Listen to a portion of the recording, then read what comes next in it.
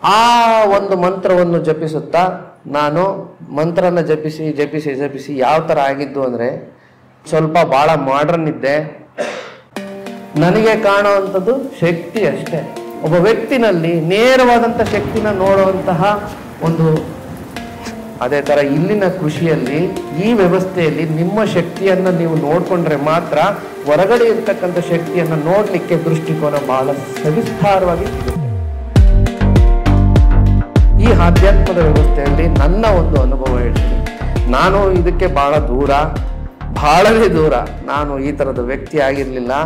ಬಹಳನೇ ದೂರ ಅಂದರೆ ನಾನು ಒಂದು ಸ್ವಲ್ಪ ಭಾಳ ಮಾಡ್ರನ್ ಇದ್ದೆ.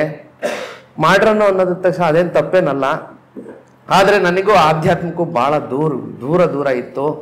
ಆದರೆ ಇದೇ ರೀತಿಯಾದಂತಹ ಜೀವನದಲ್ಲಿ ನನಗೆ ಆಕಸ್ಮಿಕವಾಗಿ ಒಂದಿಷ್ಟು ನಾನು ಈ ಥರ ಮಂಕೊಂಡಿದ್ದಾಗ ನನಗೆಲ್ಲೋ ಹೋದಂಥ ಅನುಭವ.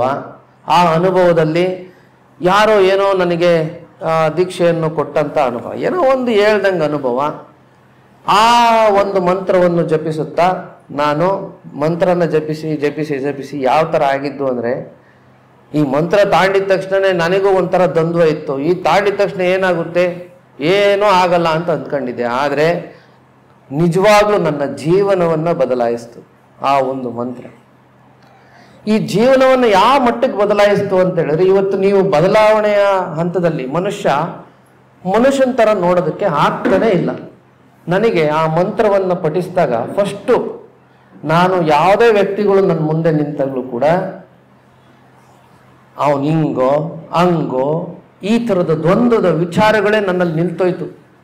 ದ್ವಂದ್ವವೇ ಇಲ್ಲ ನನಗೆ. ಅವನು ಯಾರಾರ ಆಗಿರ್ಬೋದು, ಯಾವ ವ್ಯಕ್ತಿನಾರ ಆಗಿರ್ಬೋದು, ಅವರು ಶ್ರೀಮಂತ ಆಗಿರ್ಬೋದು, ಅವರು ಏನಾರ ಆಗಿರ್ಬೋದು, ಬಡವನೇ ಆಗಿರ್ಬೋದು, ಅವನ ಒಂದು ರೂಪವನ್ನು ನೋಡಿ ನಾನು ಈ ನನ್ನ ಒಳಗಡೆ ಇರ್ತಕ್ಕಂಥ ದ್ವಂದ್ವದಲ್ಲಿ ಬೀಳೋ ಅಂಥದ್ದೇ ಬಿದ್ದೋಯ್ತು ನನಗೆ.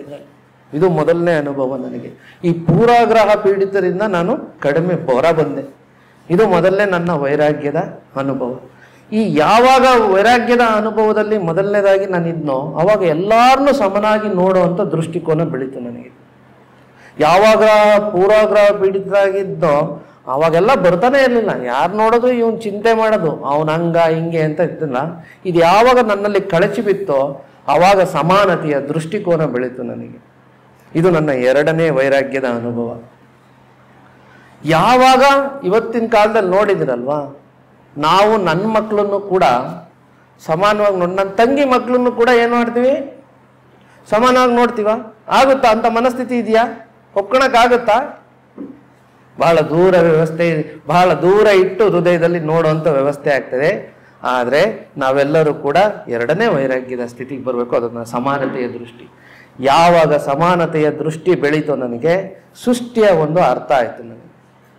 ಸೃಷ್ಟಿ ನಾವು ಅಂದ್ಕೊಂಡಿರೋ ಥರ ಬೇರೆ ಥರ ಅಲ್ಲ, ವಿಚಿತ್ರವಾಗಿಲ್ಲ. ಅದೇನೋ ನಮ್ಮಲ್ಲಿ ಈ ಸಣ್ಣದಾದ ದೃಷ್ಟಿಕೋನ ಬಂದರೂ ಕೂಡ ಸೃಷ್ಟಿ ಅರ್ಥ ಆಗುತ್ತೆ. ಸೃಷ್ಟಿ ಅಂತ ಹೇಳಿದ್ರೆ ನಮ್ಮ ಸೃಷ್ಟಿ, ನಾವು ಯಾಕೆ ಇಲ್ಲಿಗೆ ಬಂದಿದ್ದೀವಿ, ನಾವೇನು ಇದಕ್ಕೆ, ಈ ಥರದ ವಿಚಾರಧಾರೆಗಳು ಏನಿದಾವೆ ಅವೆಲ್ಲವೂ ಕೂಡ ಅನುಭವ ಆಗುತ್ತೆ ಈ ಸಣ್ಣ ಒಂದು ವಿಚಾರಧಾರೆಯಿಂದ. ಈ ಒಂದು ದೃಷ್ಟಿಕೋನ ಬದಲಾದರೆ ಅನುಭವಗಳ ಸಾಲೆ ನಿಮ್ಮ ಮುಂದೆ ನಿಲ್ಲುತ್ತೆ. ಯಾವಾಗ ನನಗೆ ಮೂರನೇ ಅನುಭವ, ಸೃಷ್ಟಿನೇ ಅನುಭವ ಆಯಿತು, ತಕ್ಷಣಕ್ಕೆ ನನಗೆ ಇನ್ನೊಂದು ಅನುಭವ ಆಗ್ತಾ ಇತ್ತು. ಎಲ್ಲರಲ್ಲೂ ಶಕ್ತಿಯನ್ನು ನೋಡುವಂಥ ಅನುಭವ. ನನಗೆ ಇವರು ಕಾಣಲ್ಲ, ಅವರು ಕಾಣಲ್ಲ, ಅವರು ಕಾಣಲ್ಲ, ಯಾರು ಕಾಣಲ್ಲ. ನನಗೆ ಕಾಣುವಂಥದ್ದು ಶಕ್ತಿ ಅಷ್ಟೇ. ಒಬ್ಬ ವ್ಯಕ್ತಿನಲ್ಲಿ ನೇರವಾದಂಥ ಶಕ್ತಿನ ನೋಡುವಂತಹ ಒಂದಿಷ್ಟು ವ್ಯವಧಾನ, ದೃಷ್ಟಿಕೋನ ನನ್ನಲ್ಲಿ ಬೆಳೀತು. ಅಲ್ಲಿಂದ ಆಚೆಗೆ ನನ್ನ ಜೀವನ ಈ ರೀತಿಯಾದಂತಹ ಆಧ್ಯಾತ್ಮದ ವ್ಯವಸ್ಥೆನಲ್ಲಿ ಬಂತು. ಗೆಳೆಯರೆ, ನಾವು ಇವತ್ತು ಆಧ್ಯಾತ್ಮನವನ್ನ ಬಹಳ ಬಹಳ ಬಹಳ ಸರಳವಾಗಿ ಓದ್ತಾ ಇದ್ದೀವಿ, ಅದನ್ನ ಪಠಿಸ್ತಾ ಇದ್ದೀವಿ, ಮತ್ತೆ ಅದ್ರೊಳಗೆ ಇದ್ದೀವಿ. ಮತ್ತೆ ಎದ್ರೆ ಬಿದ್ರೆ ನಾವು ದೇವಸ್ಥಾನಕ್ಕೂ ಹೋಗ್ತೀವಿ. ನೀವು ದೇವಸ್ಥಾನಕ್ಕೆ ನಿಜವಾಗ್ಲೂ ಹೋಗ್ತಿರಲ್ಲ, ಶಕ್ತಿಯನ್ನು ನೋಡ್ತೀರಾ? ಈಗ ನೀವು ಏನು ಯಾವ ದೇವರಿಗೂ ಹೋಗ್ತಿರಲ್ಲ, ನೀವು ದೇವರುಗಳಿಗೆ ಹೋಗ್ತೀರಪ್ಪ. ದೇವರಲ್ಲಿ ನೀವು ಕಲ್ಲನ್ನು ನೋಡ್ತಿರೋ ಅಥವಾ ಶಕ್ತಿಯನ್ನು ನೋಡ್ತಿರೋ? ನೀವು ಬಹುತೇಕರಿಗೆ ಬಹಳ ವಿಗ್ರಹನೇ ಕಾಣೋದು ಜಾಸ್ತಿ, ಆದರೆ ಶಕ್ತಿಯನ್ನು ನೋಡಲಿಕ್ಕೆ ನಿಮಗೆ ದೃಷ್ಟಿಕೋನವೇ ಇಲ್ಲ. ಅಂದರೆ ಸ್ವಲ್ಪ ಜನಕ್ಕೆ ಇರುತ್ತೆ, ಅದು ಬೇರೆ ವಿಚಾರ, ಅವರು ಹೇಳ್ದಲೇ ಮುಕ್ತವಾಗಿರ್ಬೋದು. ಈ ಶಕ್ತಿಯನ್ನು ನೋಡುವಂಥದ್ದು ಹೆಂಗೆ? ಈ ಶಕ್ತಿಯನ್ನು ನೋಡೋ ಅಂಥದ್ದು ಈ ಆಧ್ಯಾತ್ಮದ ವ್ಯವಸ್ಥೆಯಲ್ಲಿ ಸರಿಸಾಮಾನ್ಯವಾಗಿ ಕೃಷಿನ ಹೆಂಗೆ ಬಂಧುಗಳು, ನನ್ನ ಬಂಧುಗಳು ಇಲ್ಲಿ ಅಂತಲೇ ಹೇಳ್ಬೋದು, ನನ್ನ ಬಂಧುಗಳು ಹೆಂಗೆ ಎಕ್ಸ್ಪ್ಲೇನ್ ಮಾಡಿದ್ರೋ ಅದೇ ಥರ ಇಲ್ಲಿನ ಕೃಷಿಯಲ್ಲಿ ಈ ವ್ಯವಸ್ಥೆಯಲ್ಲಿ ನಿಮ್ಮ ಶಕ್ತಿಯನ್ನು ನೀವು ನೋಡಿಕೊಂಡ್ರೆ ಮಾತ್ರ ಹೊರಗಡೆ ಇರ್ತಕ್ಕಂಥ ಶಕ್ತಿಯನ್ನು ನೋಡಲಿಕ್ಕೆ ದೃಷ್ಟಿಕೋನ ಬಹಳ ಸವಿಸ್ತಾರವಾಗಿ ಸಿಗುತ್ತೆ. ಅದಕ್ಕೆ ಒಂದಿಷ್ಟು ಅನುಭವಗಳು ಬೇಕು. ನಾವು ಯಾವುದನ್ನೇ ಓದಿದ್ರೂ ಆಗದೇ ಇಲ್ಲ. ನೀವು ಎಷ್ಟರ ನೀವು ಇವತ್ತು ಭಗವದ್ಗೀತೆ ತಗೊಂಡು ಓದಕ್ಕೆ ಸ್ಟಾರ್ಟ್ ಮಾಡ್ರಿ, ನೀವು ವಚನಗಳನ್ನು ಓದಿ, ನಿಮಗೆ ಒಂದಿಷ್ಟು ವಿಚಾರಗಳು ಅರ್ಥ ಆಗೋದು. ವಿಚಾರಗಳು ಅರ್ಥ ಆದ್ರೆ ನಿಜವಾಗ್ಲೂ ಅದ್ರ ಒಳಗಡೆ ಹೋಗುವಂತ ಮಾರ್ಗ ಸಿಗುತ್ತೆ. ಬಟ್ ಅದನ್ನು ಹಿಡೀಲಿಕ್ಕೆ ಬೇಕಾದಂತ ಒಂದು ದಾರಿ ಗುರುವಿನ ದಾರಿ. ಅದು ನಿಮಗೆ ಅನುಭವದ ಮುಖಾಂತರನೇ ಹೋಗ್ಬೇಕು ಅಂತ ಎಷ್ಟೋ ಮಹನೀಯರು ನಮ್ಮ ವಚನಗಳಲ್ಲಿ ಎಷ್ಟೋ ಜನ ಹೇಳಿದರೆ, ಆ ಥರದ ಒಂದು ಕೃಷಿಯನ್ನ ನಾನು ಮಾಡಲಿಕ್ಕೆ ಇಚ್ಛಿಸಿದ್ದೇನೆ. ನಾನು ಮಾಡ್ತಾ ಇದ್ದೀನಿ ಇವಾಗಲೂ ಕೂಡ.